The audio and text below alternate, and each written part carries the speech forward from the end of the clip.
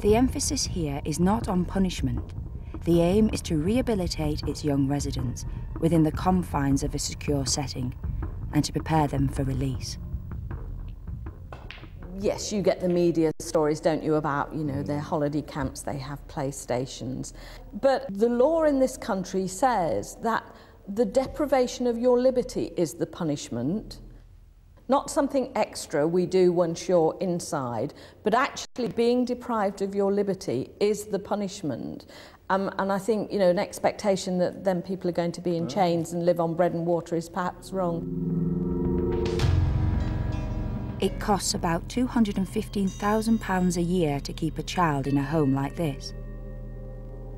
But there are no statistics on reoffending rates from secure units, so it's impossible to tell if they're successful or not. And for the families of victims, the regime can often appear too lenient. As the years were going on, I was learning about how they were getting treated in there. They were getting given the best of everything. They picked wallpaper to go on the walls, and every game that come out on the market, they were getting given. So I thought, you know, where's the punishment in this? I just felt so let down by it all. As John Venables approached his 18th birthday, he became embroiled in a scandal. He was accused of having sex with a female care worker from Red Bank. Though there were no criminal charges, the carer was suspended and never returned to the unit. And in an official report in 2000, inspectors criticised the running of the home, saying in some areas it fell short of the standards required to meet the needs of young people within it, and demanded urgent improvements. It's not clear if these failings had any direct impact on Venables' care and progress in the unit, and within months, the authorities decided that both he and Robert Thompson were ready to be released.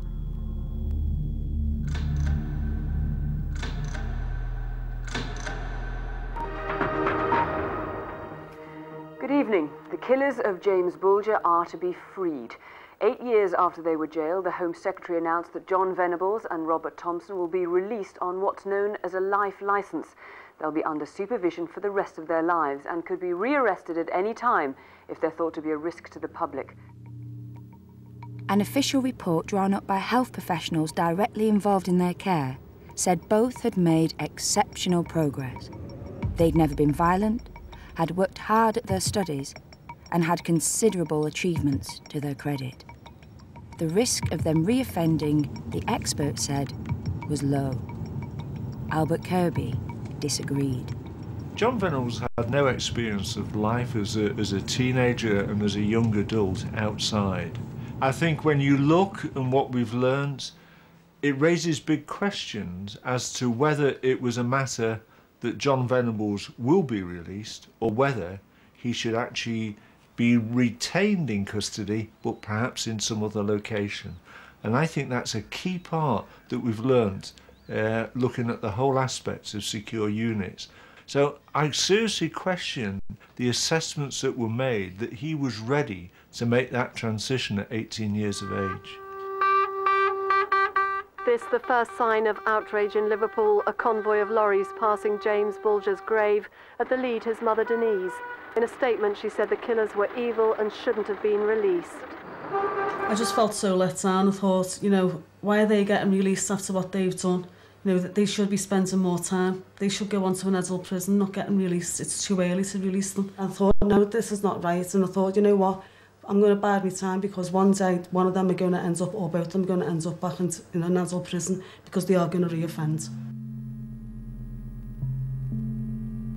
Just 8 years after he murdered James Bulger, John Venables was released on a life licence, which imposed strict conditions on what he could and couldn't do on the outside. He had to be of good conduct.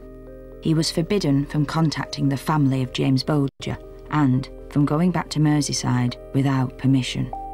Any infringement would immediately lead to him being locked up again. Albert Kirby wasn't optimistic. I'd hoped that they were capable of being rehabilitated, but I never had the faith in the system where I believe that they could have achieved that by the time they were 18 years of age. And I shared the belief that they should have gone into prison as a warning to them that if ever they did break the conditions of their parole, that was where they were going to end up. As Venables prepared for freedom, there were real concerns that he might be targeted in a revenge attack for James Bulger's murder.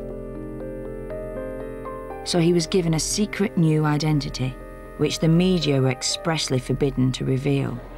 He had his own sort of network of probation officers, and he had to have this whole identity created for him with false documents, with a passport, GCSE certificates, a national insurance number, everything that created a background for him. And even to the extent of what was called a legacy lie, a story that he could tell people to make him convincing as in this false identity. And the pressure of that, I think, must be huge.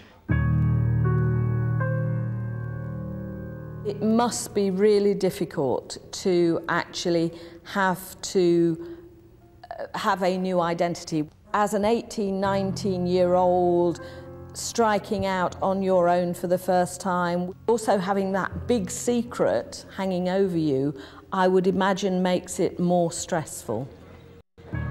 To begin with, it all looked so promising and so rosy. He had a flat, he was able to find a job, he enrolled in college, he even had a girlfriend. All the reports are very positive. He's being monitored constantly, has a huge support from the probation service. The court injunction protecting John Venables' identity severely restricts what can be reported about him since his release. But we have spoken in detail to one of his friends, who first met him in 2002, shortly after his release. We've used the voice of an actor to protect his identity. Well, he was shy at first, obviously. I got on with him, like, basically straight away. Had similar interests, music, sport and that. Just hit it off from there, really. He was a nice lad, you know what I mean? He was great to get on with, a good laugh, basically. I mean, no one spoke about a word of him. For 5 years, Venables had weekly meetings with his probation officer and steered clear of any trouble. He's being monitored on such a regular basis, because it's going so well, they start to downgrade the supervision, and I think that he lost a lot of the support that he'd had. By January 2006, his life seemed stable. He had a full-time job, he stopped seeing his psychiatrist, and his meetings with his probation officer were reduced to once every 3 weeks. Everything was going smoothly, but it was about to go downhill. He was rejected from a management training scheme and forced to end a relationship because his girlfriend had a child.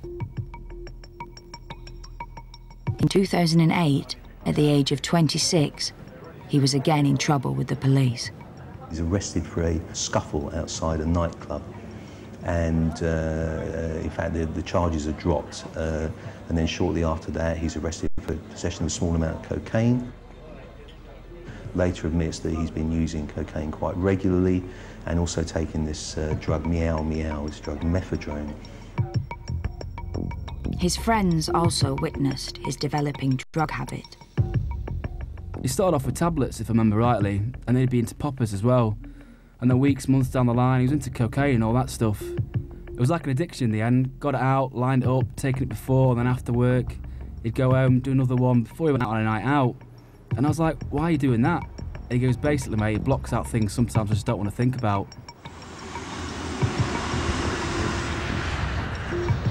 Despite his monitoring, Venables was given permission to go abroad and chose to holiday with friends in Amsterdam. I remember he went to Holland with some mates. It was more of the same as over here. Nightclub, drink, drugs, looking at girls. Over there it's a different country, different culture. I guess he just wanted to experience a different atmosphere with his mates. It's an experience you can remember all your life. I think he liked it. All through that period that he was out, there was this constant fear of being discovered. He was afraid. He was afraid of being found out. He was afraid of, you know, being the victim of some revenge attack. After his arrest for fighting and the evidence of drug abuse, his supervision was stepped up again. He was told to meet his probation officer every week. He was also placed on a curfew and had to stay at home from 11 o'clock at night until 6:30 in the morning. But for Albert, this intervention came too late. We know there was close supervision with him, which would perhaps help him in some way of feeling secure because there was always someone there who he could turn to. Someone who could tell him, like his life inside, how to run his life. And instead of that supervision and contact slipping away and being eased off, that is the period when we know now that John Venables became vulnerable. His behaviour went out of control, and there wasn't the mechanism there, the system there, that he felt that he could go to and feel happy with. That cannot be acceptable. Venables' spiral of decline continued. Though it was strictly forbidden under the terms of his licence, he started going back into Merseyside, close to the scene of James Bulger's murder. He goes back to watch Everton matches and he goes to see concerts. If he'd been found out to be doing those things, he would have been recalled to prison immediately, and arguably he should have been recalled to prison. But he wasn't. And after one late night drinking session with his friends, Venables finally cracked. Despite all the efforts to protect him from exposure, he started to reveal his true identity. We went out, he was like himself, normal, talking about the obvious, football, music, and roughly about 11:30, 1 o'clock in the morning when he was more gone, he was like, "Got something to tell you." He said, "Do you remember that little kid in Liverpool that got killed in the train tracks?" So I was just like, "Yeah, why, what about it?" He said, "I've got something to confess, that was me."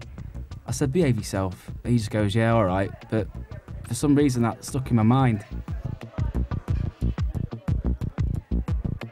But 4 weeks later, having a drink, doing the same thing as normal, got to like 2, 3 in the morning, he said it to me again. So I just laughed it off again. Must have been some kind of release valve where he just had enough and he couldn't carry on, basically. 2 weeks later, I heard from other people say he put him for references because he wanted to leave the job and work somewhere else. I went round his anyway and it was like completely empty. I was just like, where the hell's he gone? Like he just uplifted and disappeared somewhere. He reports to his probation officer that his identity, he believes, has been disclosed. They call the police come around and find him hacking at a computer to get the hard drive out or to destroy the hard drive. They take the computer and they find on it all these quite grotesque images of child pornography. Venables was found to have 102 indecent images of children on his computer, some depicting the rape of children as young as 2 years old. He was immediately recalled to prison and later convicted on pornography charges. He was jailed for 2 years. John Venables, one of the 2 killers of the toddler James Bulger, has been sentenced to 2 years in prison for downloading child pornography. James Bulger's mother, Denise, said the sentence was too short and that justice still hadn't been done. Did it come as a shock to you when you were eventually told that Venables had been rearrested and was then back in custody? Well, they've always believed that they'd go on to re-offend, and that's been proven with Venables. So I was just praying that he didn't hurt anyone else. That's all that was going through my mind. I just hope no one else has suffered at his hands. So what did go wrong? Did the attempt to rehabilitate him simply not work? And was he really prepared for life outside? Venables himself blamed the pressure of living under the constant fear of reprisals and with a false identity for his reoffending. John Venables had been taught to lie and become very good at it, so when he had things that perhaps he shouldn't have been doing that he wanted to conceal, then he was able to do that. How on earth can someone who's murdered and is then introduced to a false identity actually handle that? I think it's very, very difficult to actually expect somebody to live a lie on the back of what they've done. In January 2010, the 2 Edlington brothers were sentenced to serve at least 5 years for what the judge called a sadistic crime against 2 other children.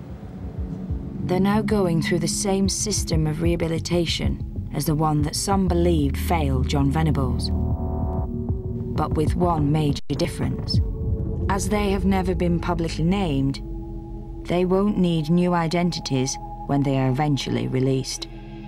I am pleased that they haven't been named, because I think that is one less added difficulty for their reintegration into life as adults. But I hope that the two boys that inflict the injuries on them, I hope they don't get treated the way Thompson and Venables got treated. I think we should learn from the past, you know, that it doesn't work giving them the best of everything. It doesn't work rehabilitating them.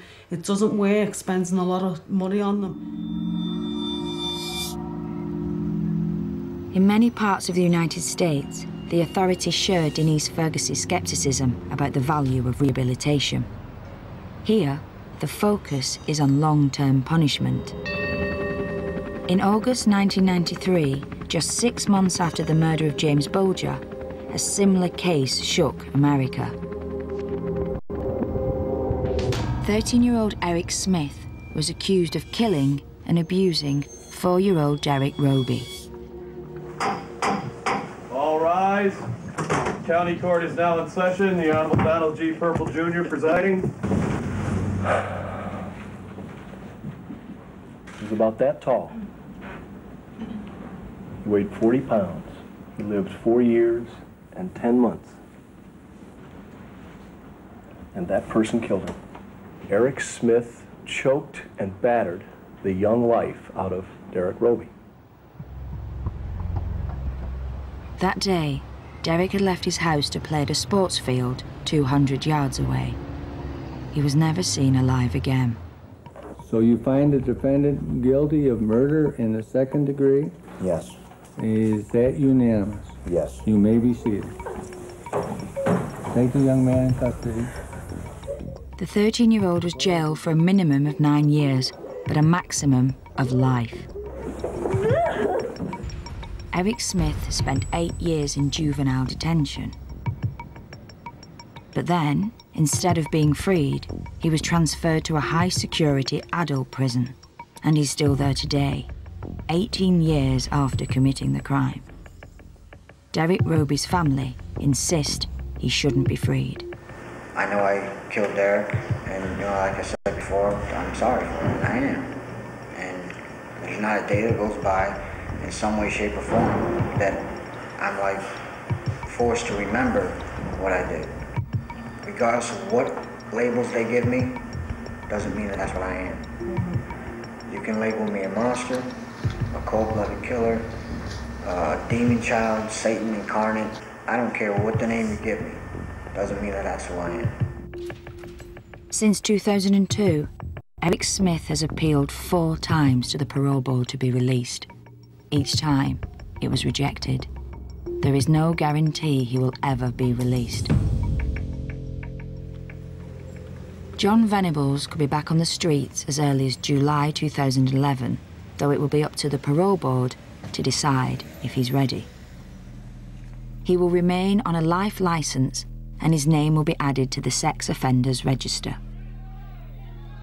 While there's no suggestion that Robert Thompson has reoffended, Venables' release is likely to reignite the passionate debate on how Britain should deal with children who commit violent crimes.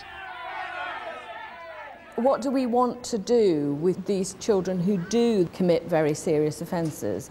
Now, some people would say, well, you should lock them up and throw away the key.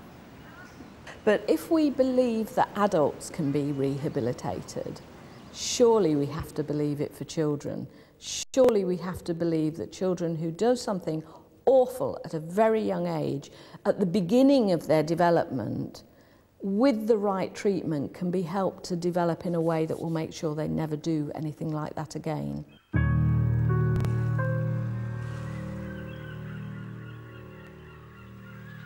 Albert feels a unique set of factors led to Venables reoffending.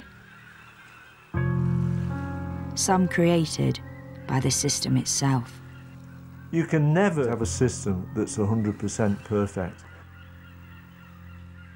But what we can learn from John Venables is the areas where they become vulnerable in early adulthood where they've failed to come to terms with what they've done, make the adjustments to living outside, and also living under a false identity, a lie, should be seriously considered when they're looking towards the future of other young people who are placed in a similar position.